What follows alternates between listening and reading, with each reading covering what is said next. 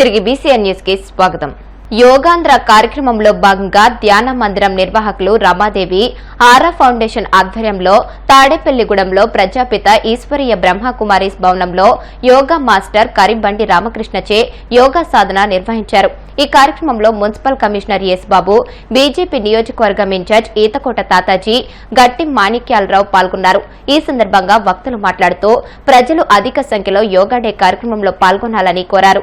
అన్ని వార్డు సచివాలయాల్లో ప్రజలకు యోగా గురువుల సహకారంతో సాధన చేస్తున్నారని, ఈ అవకాశాన్ని సద్వినియోగం చేసుకోవాలని కోరారు. ప్రధానమంత్రిగా పనిచేయడానికి తర్వాత ఈ యోగా దినోత్సవం పెట్టాలి అని ప్రపంచవ్యాప్తంగా భారతదేశంలోనే కాకుండా ఎందుకంటే ఇప్పుడు దాకా పాశ్చాత్య దేశాలు కాకుండా భారతదేశంలో యోగా మీద కొన్ని దేశాల్లో ఉన్నది ఇదిగా ఎక్కువగా యోగా సాధన జరగడం జరిగింది. ముఖ్యంగా విశ్వ హిందూ పరిషత్ మన ఏదైతే ఉందో కేంద్రంలో కూడా ఇలాంటి కేంద్రాలు దేశవ్యాప్తంగా కొన్ని 100,000 కేంద్రాల్లో అలాగే మరి మౌంట్ ఆబ్లో కూడా ప్రత్యేకం జరిగింది. దీన్ని గుర్తింపించే విధంగా మోడీ గారు ఈరోజు ప్రపంచవ్యాప్తంగా 21 జూన్ యోగా డేగా ప్రకటించడం జరిగింది. దీన్ని ఈరోజు మరి ఎంతో మంది దేశ నేతలు కూడా దీన్ని మెచ్చుకుని ఆమోదించే కాకుండా దీని ద్వారా మానవ జీవితంలో మార్పు ఎంతో అవకాశం ఉందని, దాని ద్వారా మానవ జీవితంలో ఎన్నో సరళీకృతమైన ఆరోగ్య సమస్యలు పరిష్కరించుకోవడం కాకుండా వాళ్ళ జీవన శైలిలో మార్పు అవకాశాలను ప్రపంచ దేశాలు గుర్తించడం జరిగింది.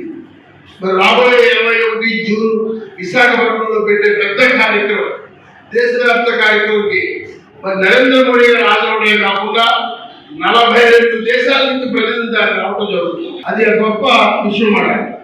అందుకని మనందరం కూడా ఏదో యోగా డే అనే సంస్కారంలో ప్రతి నిత్యం కూడా ఒక గంట మెడిటేషన్ ద్వారా, యోగా ద్వారా మన జీవనశైలిని మార్చుకుని మనకున్న వివిధ అలవాటుని, మనకున్న చెడు అలవాటుని మంచి దారిగా రావడానికి అవకాశం ఉన్న ఇది మనకున్న టెన్షన్లు కానీ, అనారోగ్య సమస్య కానీ ఇవన్నీ కూడా పోయి జీవితం కుటుంబాన్ని సంఖ్య చూసుకునే అవకాశం కలుగుతుంది. కాబట్టి ప్రతి వ్యక్తి కూడా యోగా నేర్చుకోవడం, మెడిటేషన్ ద్వారా తన జీవితాన్ని బలపరుచుకోవడం చేసుకోవడం. హాస్టల్ విద్యార్థుల సమస్యల పరిష్కారానికి ప్రభుత్వం సత్వర చర్యలు చేపట్టాలని రెవాల్యుయేషన్ స్టూడెంట్ యూనియన్ నాయకులు డిమాండ్ చేశారు. హాస్టల్ విద్యార్థుల సమస్యల పరిష్కారం కోసం ఆర్ఎస్యు ఆధ్వర్యంలో కడప కలెక్టరేట్ ఎదుట విద్యార్థులు ధర్నా నిర్వహించారు. ఈ సందర్భంగా వారు మాట్లాడుతూ జిల్లాలోని ఎస్సీ, ఎస్టీ, బీసీ హాస్టళ్లలో అనేక సమస్యలు తిష్టవేశాయన్నారు. ముఖ్యంగా విద్యార్థులకు సంబంధించి కాస్మోటిక్, మెస్ ఛార్జీలు గత 10 నెలలుగా విడుదల చేయకపోవడంతో వారి బాధలు వర్ణనాతీతంగా ఉన్నాయన్నారు. ప్రధానంగా హాస్టళ్లలో మెనూ సక్రమంగా పాటించాలని, మినరల్ వాటర్ అందుబాటులో ఉంచాలని, హాస్టల్ పరిసరాలు పరిశుభ్రంగా ఉండేలా చర్యలు చేపట్టాలని కోరారు. రెవల్యూషనరీ స్టూడెంట్స్ యూనియన్ ఆర్ఎస్యు ఆధ్వర్యంలో కడప కలెక్టర్ కార్యాలయం ఎదుట నిరసన ధర్నా కార్యక్రమం నిర్వహించడం జరుగుతూ ఉంది. ఎందుకంటే నూతనంగా ఈ సంవత్సరం ప్రారంభించినటువంటి ఏవైతే ఎస్సీ, ఎస్టీ, బీసీ హాస్టల్స్ ఉన్నాయో అక్కడ ఉన్నటువంటి హాస్టల్లో ఉన్నటువంటి సమస్యలు ఏవైతే ఉన్నాయో ఆ సమస్యలు పరిష్కరించాలా అని చెప్పి మేము డిమాండ్ చేస్తూ ఈరోజు ధర్నా కార్యక్రమం నిర్వహించడం జరుగుతూ ఉంది. ముఖ్యంగా చూసుకునేటైతే ఖాళీగా ఉన్నటువంటి ఏవైతే కాస్మోటిక్, మెస్ ఛార్జీలు విడుదల చేయాలా, అంతేకాకుండా స్థానికంగా ఉన్నటువంటి విద్యార్థులకు ముఖ్యంగా కావాల్సినటువంటి బాత్రూమ్ నీట్గా ఉండడం, మినరల్ వాటర్ సౌకర్యం కల్పించడం, మెనూ సక్రమంగా పాటించడం, అంతేకాకుండా స్థానికంగా ఉన్నటువంటి హెచ్డబ్ల్యూ పోస్టులు, కమాటీ పోస్టులు, కుక్కు పోస్టులు, అర్హత కలిగినటువంటి వంట మనిషి పోస్టులు ఇవన్నీ భర్తీ చేయాలని చెప్పి రెవల్యూషనరీ స్టూడెంట్స్ యూనియన్ ఆధ్వర్యంలో ఈరోజు కలెక్టర్ కార్యాలయం మీద ధర్నా కార్యక్రమం నిర్వహించడం జరుగుతుంది. ఈరోజు చూసుకున్నట్టయితే మెస్ కాస్మోటిక్ ఛార్జీలు దాదాపు 10 నెలల నుంచి విడుదల కావాలన్నటువంటి పరిస్థితి. ఈ ఖచ్చితంగా ఈ సంవత్సరం ప్రారంభిస్తూ ఉన్నారు.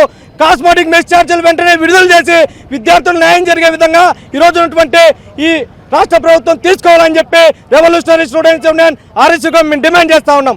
ఎందుకంటే గత 10 నెలల నుంచి బిల్లులు రాకపోవడం వలన హాస్టల్ వార్డెన్స్ కూడా మా దగ్గర నిధులు లేవు, మేము ఖచ్చితంగా విద్యార్థులు పెట్టాలంటే ఇబ్బంది పడుతూ ఉన్నాం. కాబట్టి హాస్టల్ ఇంకా పూర్తి స్థాయిలో ప్రారంభించలేదని చెప్పి చేతులు ఎత్తేసే పరిస్థితి ఈరోజు కడప జిల్లా వ్యాప్తంగా కొన్ని హాస్టల్లో కనిపిస్తూ ఉంది. ఖచ్చితంగా కనీసం మౌలిక వసతులు కల్పించాలా, అంతేకాకుండా ఉన్నటువంటి ఏవైతే ఎన్నికల మేనిఫెస్టోలో చెప్పినట్టు ఖచ్చితంగా సన్న బియ్యం ఇస్తాం ప్రతి హాస్టల్కి అని చెప్పారు. అది కూడా పూర్తి స్థాయిలో సన్నబియ్యం ఇచ్చే విధంగా ఈరోజు ఉన్నటువంటి అధికారులు దృష్టిలో పెట్టుకొని ఒకసారి హాస్టల్ వార్డెన్ అందరితో మీటింగ్ ఏర్పాటు చేసి స్థానికంగా ఎక్కడ ఏ సమస్య లేకుండా తీసుకోవాలని చెప్పి ఈరోజు కలెక్టర్ గారికి విజ్ఞప్తి చేయడానికి రెవల్యూషనరీ స్టూడెంట్స్ యూనియన్ ఆర్ఎస్యూ ఆధ్వర్యంలో రిప్రజెంటేషన్ కార్యక్రమం కూడా ఇస్తాం. ఖచ్చితంగా సమస్య పరిష్కార సాధన కోసం రెవల్యూషనరీ స్టూడెంట్స్ యూనియన్ ఆర్ఎస్యూగా మేము పోరాటాలు ఉధృతం చేస్తామని చెప్పి తెలియజేస్తా ఉన్నా. అహ్మదాబాద్ లో జరిగిన విమాన ప్రమాదంలో మరణించిన వారికి విశాఖలో వైసీపీ నాయకులు ఘన నివాళి అర్పించారు. జీవీఎంసీ వద్ద జిల్లా పార్టీ అధ్యక్షులు కేకే రాజు ఆధ్వర్యంలో పార్టీ శ్రేణులు నివాళి అర్పించారు. ఈ కార్యక్రమంలో రాజ్యసభ సభ్యులు గొల్ల బాబురావు, పార్టీ నాయకులు పాల్గొన్నారు. భారతీయులందరూ కూడా దిగ్భ్రాంతికి గురయ్యే విషయం. భారతీయులే కాదు, ప్రపంచంలోనే జరిగిన సంఘటనలతో, గతంలో జరిగిన విమాన ప్రమాదాలతో అతిపెద్ద విమాన ప్రమాదంగా అహ్మదాబాద్లో జరిగిన ప్రమాదంలో ఆ ఫ్లైట్లో ప్రయాణిస్తున్న 242 మందిలో 241 మంది అకాల మరణం చెందడం జరిగింది. ఆ విమానం ఎక్కడైతే మెడికల్ కాలేజ్ పైన కూలిందో ఆ మెడికల్ కాలేజ్లో క్యాంటీన్లో ఉన్న సుమారు 28 మంది డాక్టర్స్ కూడా, కొత్తగా ఎవరైతే హౌస్ సర్జన్స్ ఉన్నారో, డాక్టర్స్ ఉన్నారో వారు కూడా మృతి చెందారని చెప్పడం జరిగింది. అంతేకాకుండా చాలామంది కూడా గాయపడటం జరిగింది. దురదృష్టకరమైన, విచారకరమైన సంఘటన.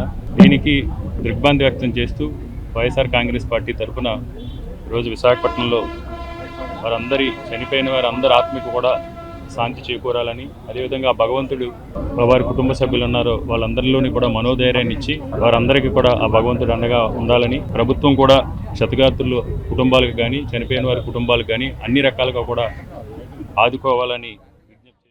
అహ్మదాబాద్లో జరిగిన విమాన విషాద ఘటన ప్రపంచ చరిత్రలో, భారతదేశ చరిత్రలో ఎప్పుడూ కూడా వినలేదు, కనలేదు. ఒకేసారి సుమారు 369 మంది వరకు స్పాట్లో చనిపోవటం, ఇంతవరకు కూడా దానికి కారణం ఏంటో తెలియకపోవటం చాలా చాలా బాధాకరం.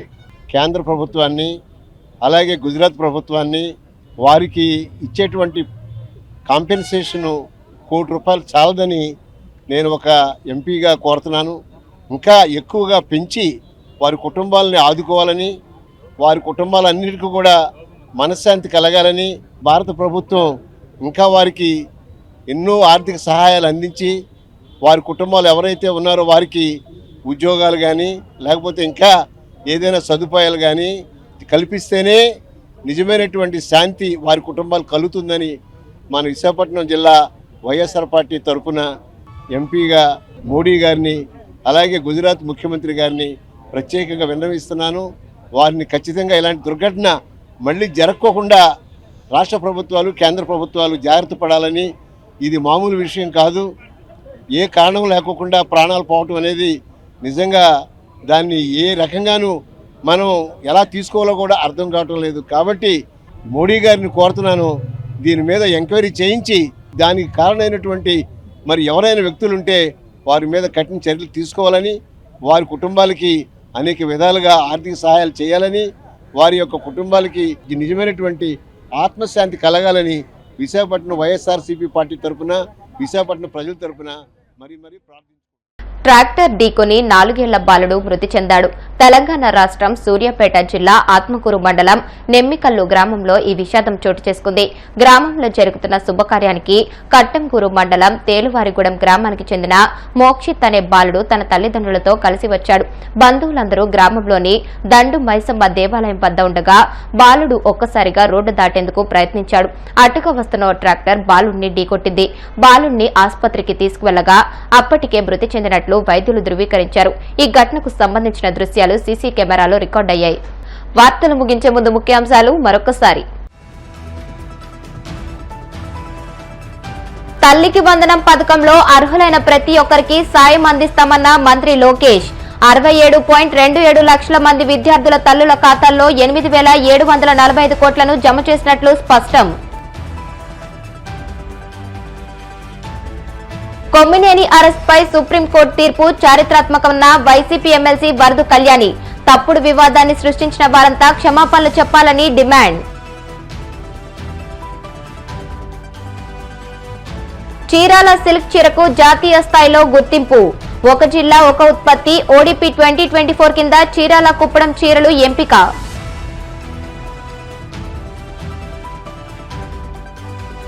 గూడూరులోని శ్రీ ప్రసన్న వెంకటేశ్వర స్వామివారి దేవస్థానంలో వైభవంగా వార్షిక బ్రహ్మోత్సవాలు. చంద్రప్రభ వాహనంపై పట్టణ పురవీధుల్లో విహరించిన శ్రీవారు. ఈ వార్తలు ఇంతటితో సమాప్తం. మరిన్ని వార్తల కోసం BCN digital YouTube channel, Facebook page ని ఫాలో అవ్వండి. అప్డేటెడ్ వార్తల కోసం ప్లీజ్ సబ్స్క్రైబ్.